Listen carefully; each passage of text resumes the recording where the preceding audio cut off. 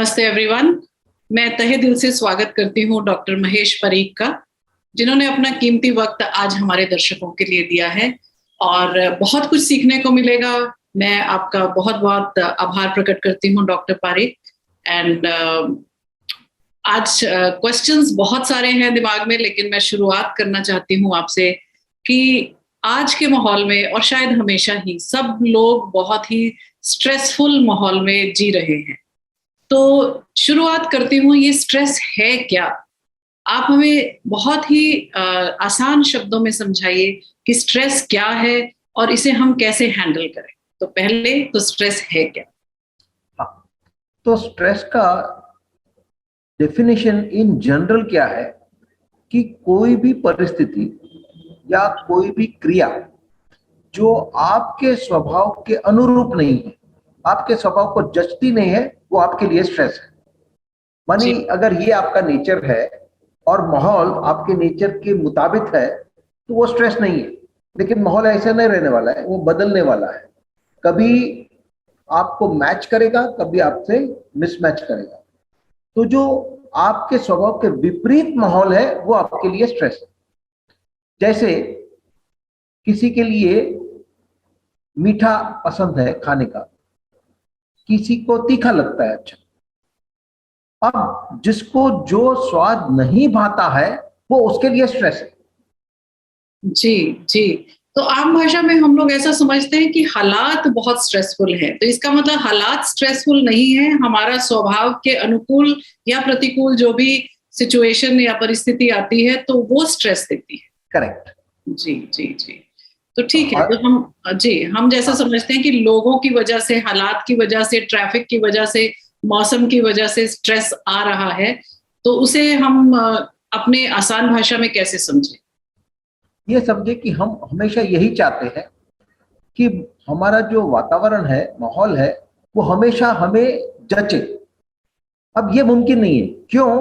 क्योंकि माहौल तो हमेशा बदलता रहता है। कभी आपको मैच करेगा, कभी नहीं करेगा। और जो माहौल आपको मैच नहीं कर रहा है वो दूसरों को मैच करेगा। जी जी जी। तो दैट ऑल्सो मीन्स कि स्ट्रेसर्स आर स्पेसिफिक। जी, ये बहुत अच्छी बात की कि कुछ चीजें स्ट्रेसफुल मेरे लिए हो सकती हैं और मेरे साथियों के लिए नहीं हो सकती। तो ये स्वभाव का अंतर हो गया। जी जी जी, ये बहुत अच्छी बात आपने समझाई। जी। जैसे दो मुसाफिर ट्रेन में सफर कर रहे थे, तो एक मुसाफिर चाहता था कि खिड़की खुली रखी जाए, जी। दूसरा चाहता था वो बंद रखी जाए, और दोनों में बहस हो गई, झगड़ा हो गया। क्योंकि पहला वाला कहता था कि ये बंद रखोगे तो मैं सफोकेशन से मर जाऊंगा।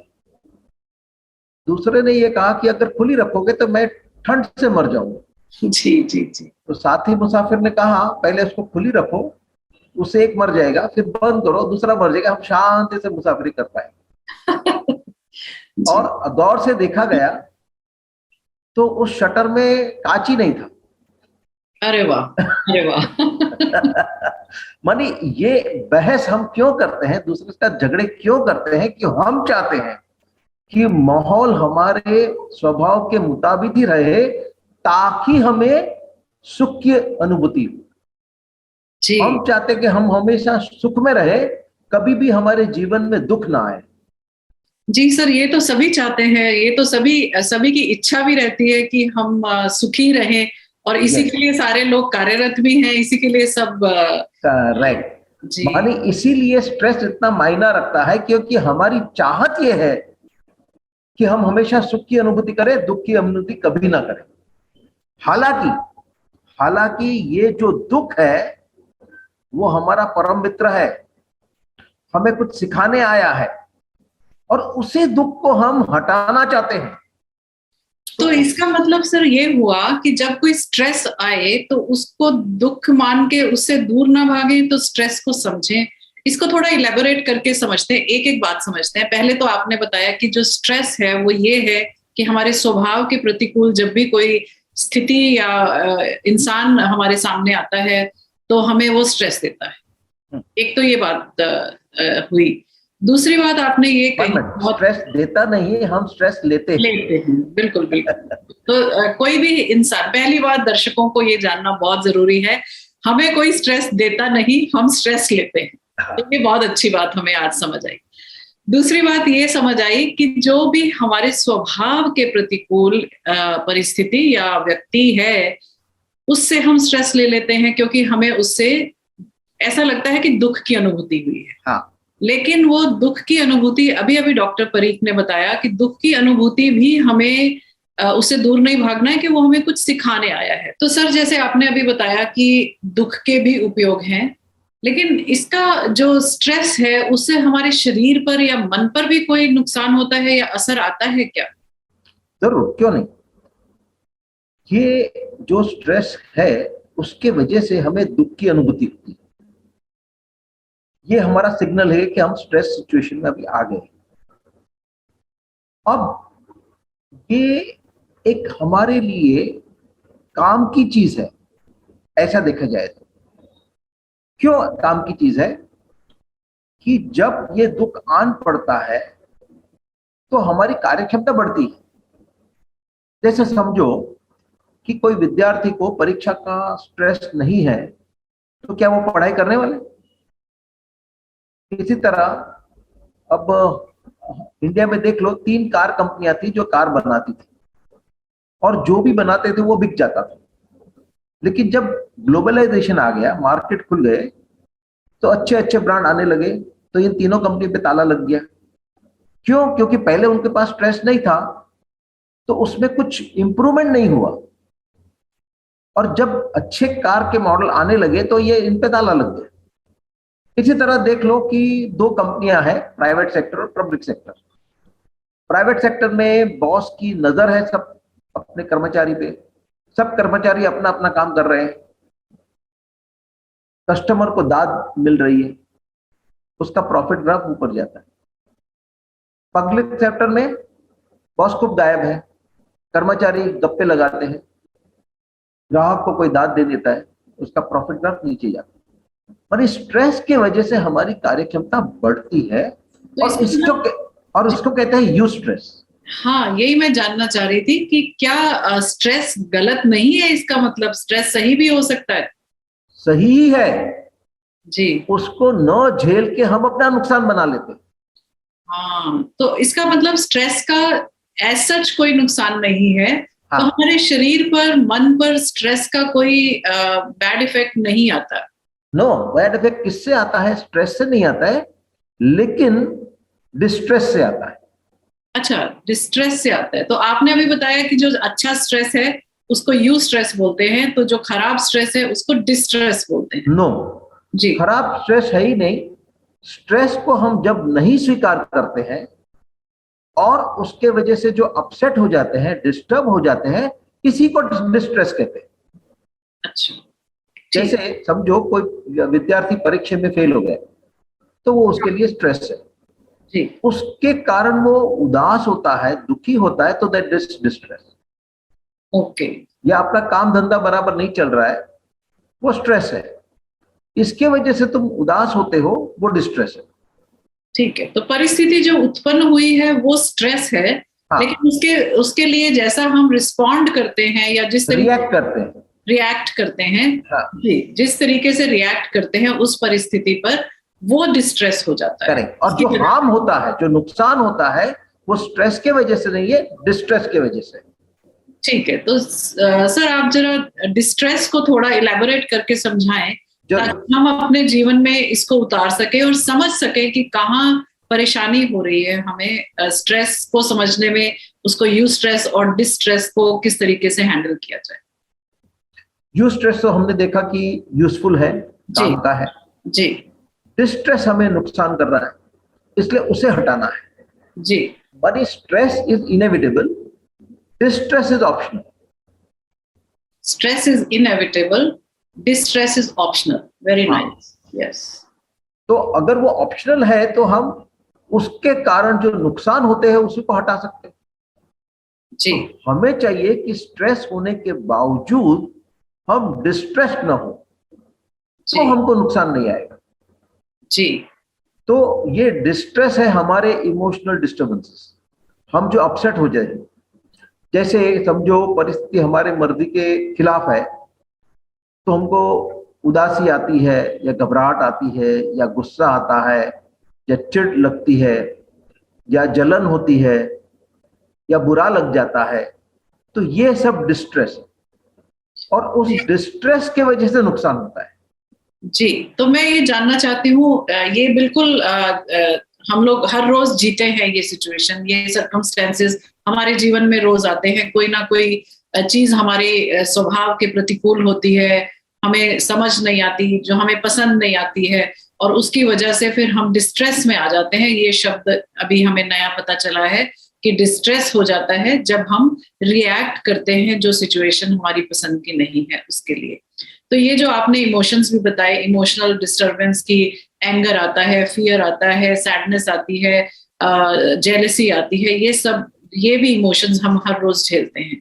तो मेरा अगला सवाल ये है कि क्या ये इस डिस्ट्रेस की वजह से हमारे मन और शरीर की जो सेहत है, जो हमारा वेलबींग है, उस पर क्या असर आता है, जिसे हम कहते हैं मेंटल और फिजिकल हेल्थ, उन पर क्या असर आता है? तो आप पहले फिजिकल के बारे में बता दीजिए, फिर मेंटल हेल्थ के बारे में बता दीजिए। दोनों बताते हैं जी।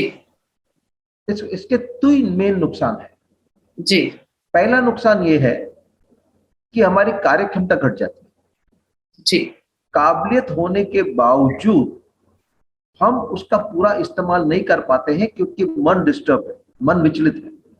जैसे अगर आप अपसेट हो तो काम में मन लगेगा? बिल्कुल बिल्कुल नहीं लगता। जी, सही।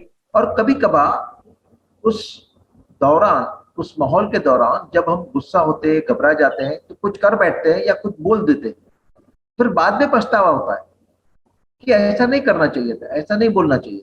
जी। तो वो समझदारी तब कहाँ गई थी? तब आप इतने अपसेट थे कि आपको सूझा ही नहीं। क्योंकि हम इमोशनली अपसेट थे और हमारी बॉडी, हमारा जो बुद्धि थी वो काम नहीं कर रही उस समय। करेक्ट।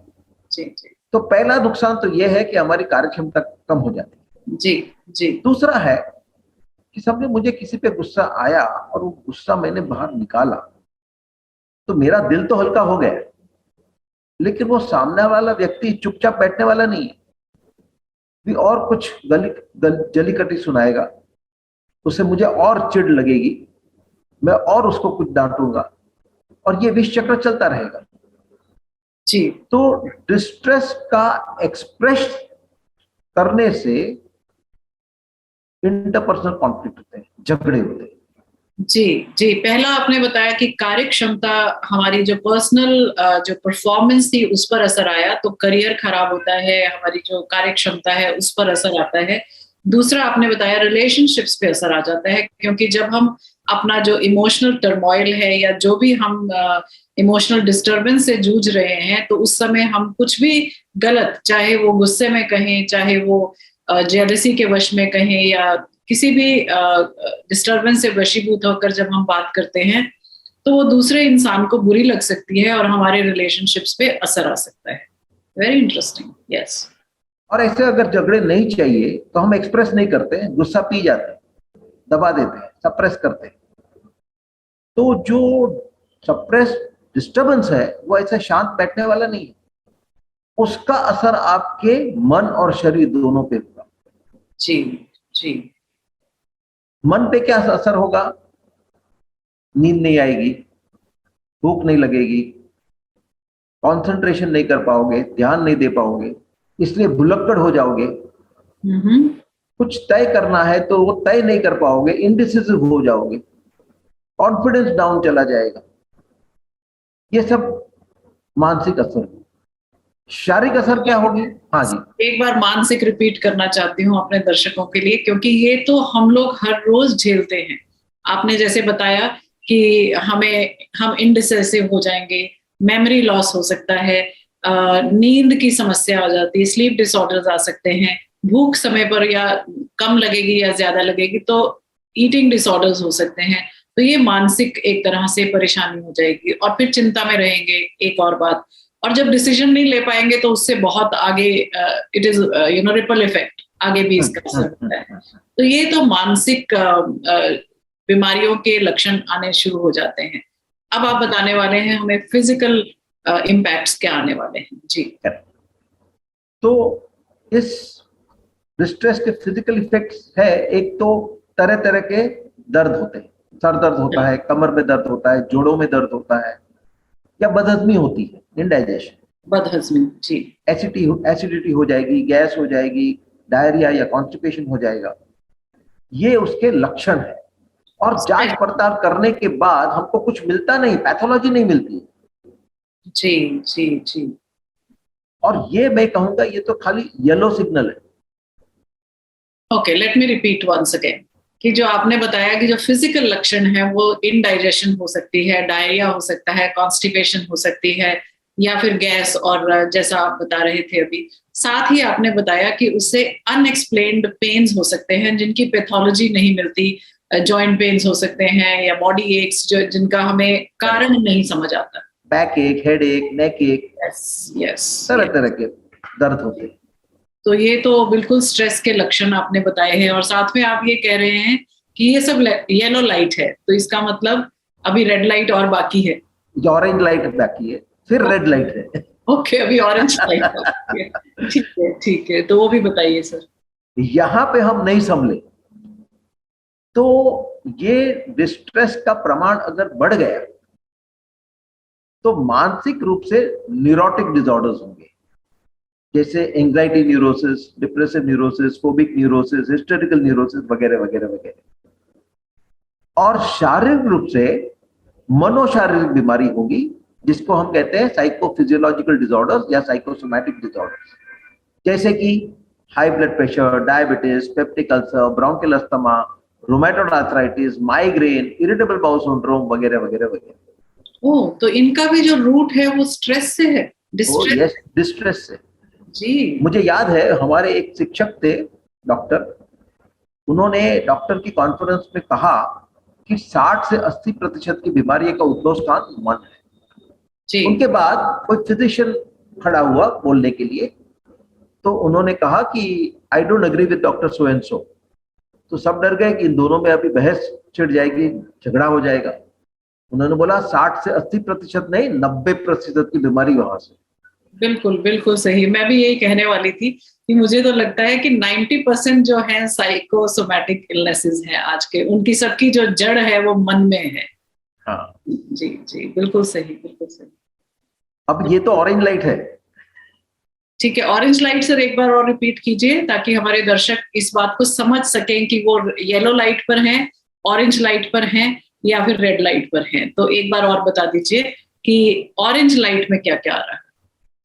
मानसिक रूप से न्यूरोटिक डिसऑर्डर्स होंगे और शारीरिक रूप से साइकोसोमैटिक डिसऑर्डर्स होंगे। जी, तो उनका थोड़ा नाम बताइए, जो न्यूरोटिक डिसऑर्डर्स हैं कैसे हमें दिखाई देते हैं, कैसे दिखते हैं, उनका नाम क्या रहता है। हाँ, एंजाइटी न्यूरोसिस है, डिप्रेसिव न्यूरोसिस है, फोबिक न्यूरोसिस है, ओके ओके, हिस्टेरिकल न्यूरोसिस है। हालांकि उसका अभी नाम बदल गया है, उसको सोमेटोफॉर्म डिसऑर्डर बोलते हैं। पुराना नाम हिस्टेरिकल न्यूरोसिस है। ओके, तो उसमें जो पेशेंट है वो क्या करता है, उसमें कैसा व्यवहार होने लगता है उससे। एंजाइटी न्यूरोसिस में उसके घबराहट होने लगती है, घबराहट, जी, पैनिक अटैक्स आते हैं जी। उसमें। वो बिना वजह उसको डर महसूस होता है, और उसके साथ साथ कोई पेरिफेरल सिम्टम्स भी होते हैं, जैसे कि छाती में धड़कन बढ़ जाती है, या छाती में दर्द होता है, या सांस फूल जाती है, या चक्कर आने लगते हैं, या हाथ पैर कांपने लगते हैं, पसीना छूटता है। ये सब पैनिक अटैक के लक्षण है। पेशेंट को ये लगता है कि उसको हार्ट अटैक आ गया है, अच्छा, इसलिए जाके ईसीजी कराएगा, सब ईसीजी नॉर्मल आएंगे। या अगर सांस फूलती है तो उसको लगता है मुझे अस्थमैटिक अटैक आ गया, इसलिए वो पंप लेता रहता है। हालांकि ये है पैनिक अटैक।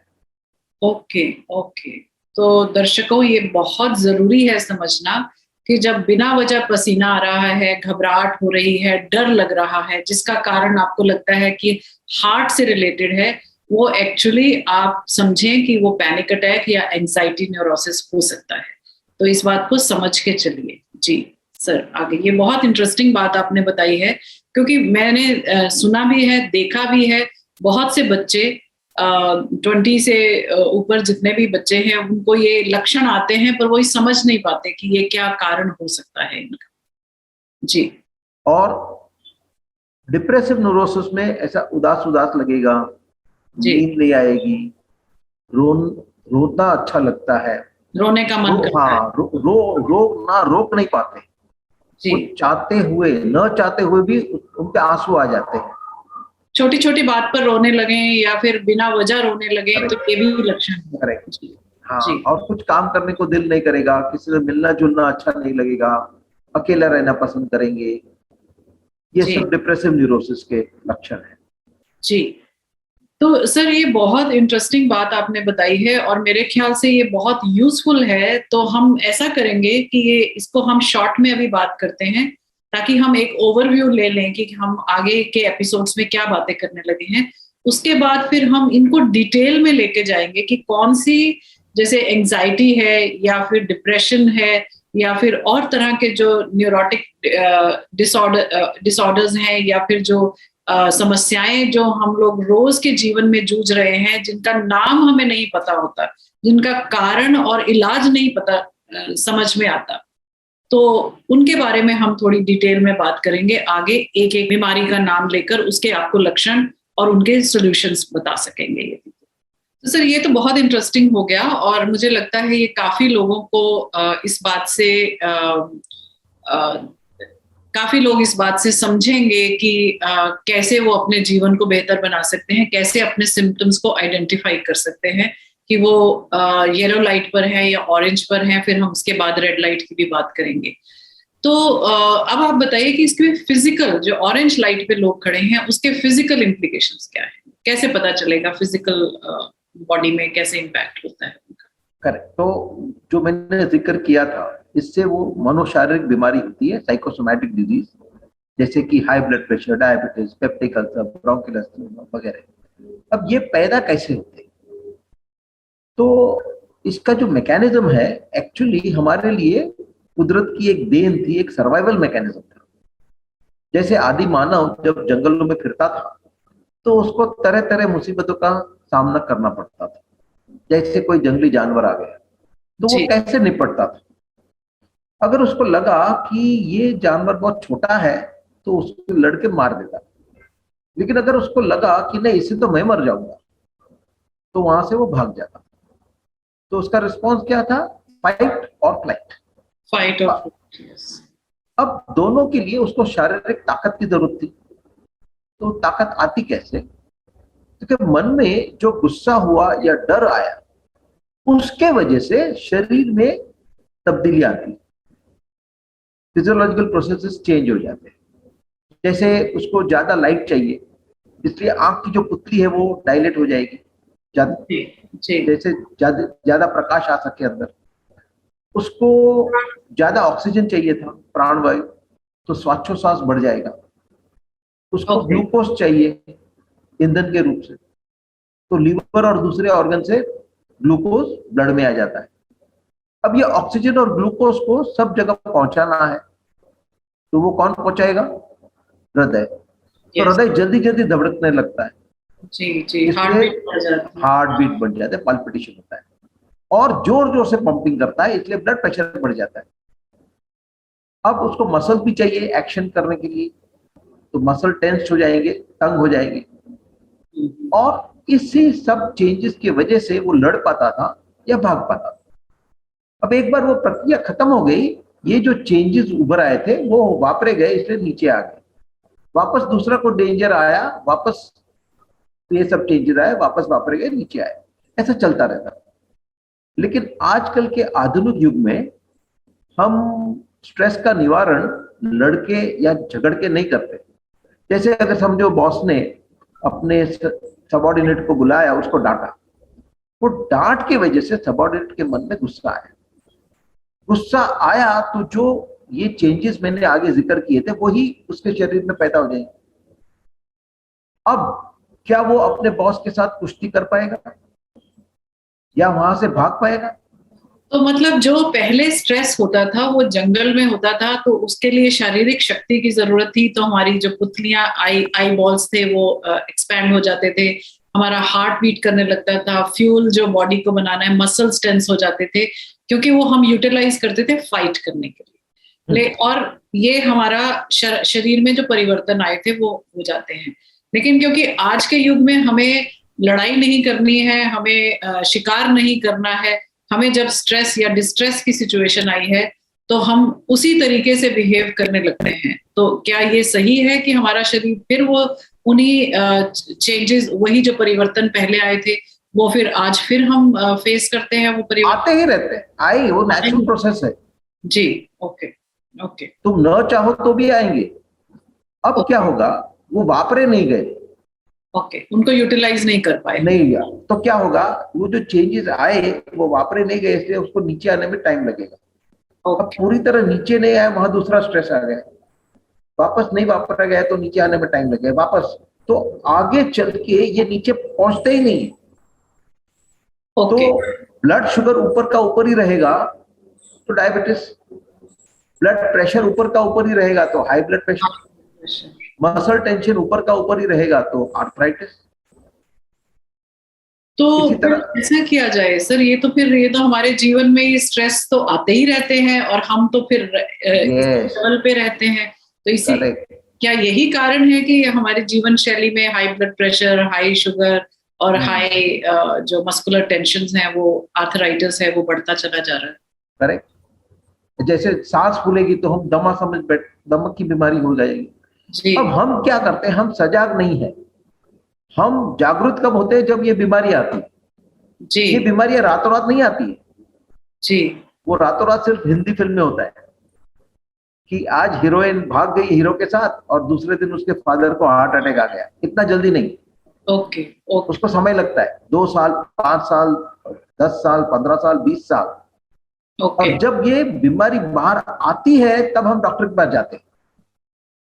तो सर जब तक पता ही नहीं चलेगा कि हमें कुछ प्रॉब्लम है, जैसे अभी आपने बताया कि हम ऐसी जीवन शैली जी रहे हैं जो कि अपने बेस पर आती नहीं है, हम ऊपर ही ऊपर रह जाते हैं हाई ब्लड प्रेशर में और हाई शुगर लेवल में। तो हमने ऑरेंज लाइट तक की तो बात की, अभी आप बताइए रेड लाइट का क्या स्कोप है? मतलब रेड लाइट पे पहुंचते हैं तो फिर क्या फिजिकल और मेंटल इलनेसेस आ जाती है? बहुत खतरनाक। ओके। फिजिकल लेवल पे मौत आती है। ओह। जैसे कई बार आपने सुना होगा कि किसी को कुछ बुरे समाचार मिले और वही वही वो मर गया। हाँ हाँ हाँ, ऐसी बात सुनने को मिलती है। करेक्ट। क्यों हुआ? क्योंकि शरीर में इतनी तब्दीली आई, इतनी इंटेंस थी कि वो शरीर टिक नहीं पाया। हम्म। तो ये तो सीवियर लेवल का डिस्ट्रेस हो गया। This is red light, definitely red light. और मानसिक रूप से रेड लाइट है वो साइकोटिक डिप्रेसिव रिएक्शन या स्किज़ोफ्रेनिक फॉर्म साइकोसिस, रिएक्टिव साइकोसिस, मानी पागलपन, अच्छा। मन का संतुलन बिगड़ जाता है। अब ये जो है वो सब साइकोसिस का सिर्फ 13% है। अच्छा। बाकी के जो 87% वाले साइकोसिस है वो स्ट्रेस डिस्ट्रेस की वजह से नहीं आते हैं, लेकिन उनका ओरिजिन जेनेटिक मेकअप है। अच्छा। वो डिजीज है, लेकिन उस डिजीज प्रोपोर्शन तक भी ये डिस्ट्रेस का इफेक्ट जा सकता है। ओके। आम तौर से ऐसे वाले जो एपिसोड्स है वो 15 दिन से ज्यादा नहीं रहते हैं, अपने आप ठीक हो जाते हैं। अच्छा। लेकिन ऐसा ही माहौल वापस आया तो उसको दोबारा रिपीट होने के चांसेस रहते हैं। ठीक है। जो जेनेटिक ओरिजिन वाले मैंने साइकोसिस बताए, उसके लिए तो फिर दवाई की जरूरत है। यहाँ अगर दवाई नहीं भी दी तो भी चलेगा। ठीक है, तो मैं जो बात समझी हूँ कि यदि ये जेनेटिक इलनेस है, जो भी मेंटल इलनेस आई है, तो उसको भी पहुंचने के लिए उसको भी मैनेज किया जा सकता है शुरू से ही। यदि जैसे आपने बताया कि येलो लाइट से हमें पता चलना शुरू किया, ऑरेंज लाइट तक पहुंचने नहीं दिया। जैसे डायबिटीज है कि हमें सबको पता होता है कि शुगर हो सकती है, लेकिन यदि हम उसको मैनेज करें, लाइफस्टाइल को मैनेज करें, खाना पीना ठीक रखें, सोच सही रखें, एक्सरसाइज समय पे करें, तो फिर हम अपनी डायबिटीज को मैनेज कर सकते हैं। क्या इस तरह की जो बीमारी है जिसे आपने कहा जेनेटिक भी हो सकती है, क्या उसको भी हम मैनेज कर सकते हैं या उसके लिए दवा लेना बहुत जरूरी हो जाता है? अनिवार्य हो, अनिवार्य है। ओके, पहले जितना अभी हमने समझा मैं आपसे ये बहुत डिटेल में जानना चाहूंगी कि स्ट्रेस का निवारण कैसे करें, कैसे इसका निदान हो। जो डिस्ट्रेस का, स्ट्रेस का तो नहीं कर सकते, आपने समझा दिया मुझे भी, तो डिस्ट्रेस का कैसे निदान हो, उसके बारे में हम डिटेल में एक पूरा एपिसोड बनाना चाहते हैं। लेकिन अभी तक हमने जो सीखा है आज, क्या हम उसको एक बार रिवाइज कर लें, सो दैट हमें और क्लैरिटी आ जाए, क्योंकि ये हमारे जीवन के लिए बहुत ही महत्वपूर्ण सूचना है, ये बहुत ही महत्वपूर्ण इंफॉर्मेशन है, नॉलेज है, जो कि हमें सबको मालूम होनी चाहिए कि स्ट्रेस क्या है और उसके कारण क्या है और उसके इम्प्लीकेशंस हमारी बॉडी पर, माइंड पर कैसे आते हैं। तो सर, आप बिल्कुल एक शॉर्ट तरीके से, आसान तरीके से, आप बहुत आसान से समझा रहे हैं, क्या हम इसको एक समरी के फॉर्म में एक बार दोबारा से समझ लें, ताकि हम अगले एपिसोड में डिस्ट्रेस और उसके निवारण की बात कर सकें। जी सर। तो पहले तो ये जो स्ट्रेस है वो अनिवार्य है जी। ये माहौल हमारे स्वभाव के मुताबिक ही हमेशा चलने वाला नहीं है जी। उसको हमें स्वीकारना है जी। अगर हम उसको नहीं स्वीकारते हैं तो डिस्ट्रेस हो जाते हैं। तो डिस्ट्रेस होने की वजह से हमारे शरीर और मन दोनों पे असर होता है। तो जाने अनजाने में हम बहुत बड़ी कीमत चुका रहे हैं। जी। तो उसका जो मेन तरीका उसको झेलने का है कि पहले तो उसको स्वीकारो। मैं ये नहीं कहता हूं उसको आवकारो कि आने दो, जितना स्ट्रेस है आने दो, ऐसा नहीं कह रहा हूं। जी। अनिवार्य है, उसको स्वीकारो। हम क्या करते हैं, मन में रेजिस्ट करते रहते हैं, ये न आए, ये न आए, ये न आए। वो मुमकिन ही नहीं। आया है, उसको स्वीकारो और फिर उसको नकार के जो आप अपना नुकसान कर रहे हो वो नुकसान नहीं होने वाला है। और दूसरा ये भी होगा कि मन अगर शांत रहेगा, अपसेट नहीं रहेगा, तो उस स्ट्रेसफुल सिचुएशन के साथ कैसे निपटना हम अच्छी तरह से कर पाएंगे। जी। घबराहट में या गुस्से में या उदासी में हम जो उसका रिस्पांस दे रहे हैं वो गलत हो जाता है, इनअप्रोप्रिएट हो जाता है। और अगर मन शांत रहेगा तो हम अप्रोप्रिएट रिस्पांस दे पाएंगे। जी। तो सब चीजों का जो बेस लाइन आ जाता है मन को शांत करना, वो जरूरी है। तभी हमारी एक्सेप्टेंस बढ़ेगी, तभी हम अपने जीवन को और आगे बेहतर तरीके से जी पाएंगे। धन्यवाद बहुत बहुत डॉक्टर साहब। आपसे अब अगली बार मुलाकात होगी जिसमें हम ये जानना चाहेंगे कि स्ट्रेस के निवारण कैसे किए जा सकते हैं, डिस्ट्रेस के निवारण कैसे किए जा सकते हैं, और किस तरीके से हम चॉइसेस बना सकते हैं अपनी लाइफ की कि कम से कम डिस्ट्रेस को फेस करना पड़े। जैसे आपने अभी कहा कि अनिवार्य तो है, उसको हमने इनवाइट नहीं करना है, लेकिन जब आया है तो एक्सेप्ट करना है। तो ये भी एक चॉइस हमें लेनी पड़ेगी कि क्या क्या एक्सेप्ट करना है और क्या क्या हम अवॉइड कर सकते हैं। तो मैं आपसे अभी इजाजत लेती हूँ और फिर अगले एपिसोड में आपसे जानना चाहूंगी बहुत सारी इंफॉर्मेशन और बहुत सारी विशेष बातें, और जो हमारे जीवन को बेहतर बना सकती हैं उनके बारे में हम और सीखेंगे। धन्यवाद sir, thank you so much.